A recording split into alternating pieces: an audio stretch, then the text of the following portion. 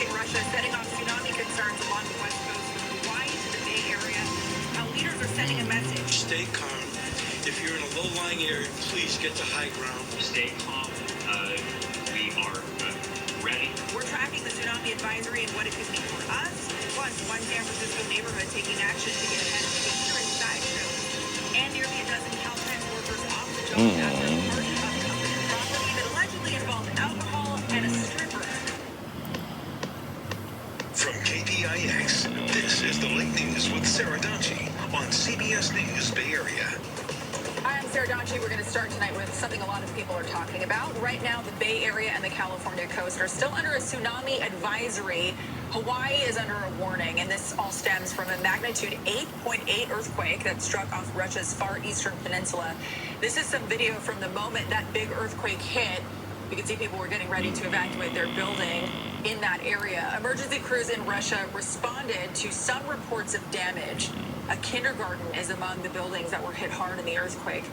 Russia's TASS news agency also says people are dealing with power outages and mobile phone outages.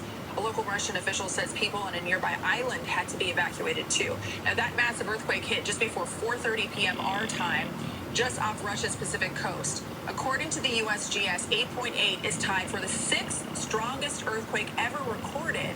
All right, so here's a live picture tonight from Japan. The country's meteorological agency warned that tsunami conditions there could last for at least a day. So far, waves that have hit the East Coast have been around 2 feet. And we also have a live look at Hawaii in Honolulu.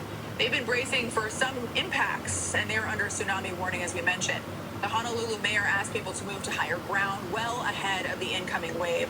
Flight trackers show some flights heading to Hawaii had to turn around. Hawaiian and Alaska Airlines are asking all passengers to check their flight status before they head out to the airport. All right, so we want to bring in Paul Hagan. I think a tsunami is something that when people hear the word, they have this picture in their mind of what they see in movies, which, of course, is not necessarily accurate and not reflective of what we anticipate here in the Bay Area. Right, or they think of even documentary, real footage from the 2004 tsunami, the day after Christmas, that hit the Indian Ocean and hit Thailand and Indonesia and all the way towards which was devastating. The coast of Africa. Absolutely devastating. Nowhere close to that is what we're expecting around here. We have a tsunami advisory, which means it's a lower threshold. Let's get into the details here. We'll start by talking about, first of all, the earthquake itself. Some reference, North American continent. You can see the tsunami advisories outlined along the west coast. All the way over here, off the Kamchatka Peninsula of Russia is where that earthquake occurred. Again, magnitude 8.8. And to put that in perspective, we do want to look at the scale by which we measure these earthquakes. And this is towards the top of the scale, again, tied for the 6th largest on record, equivalent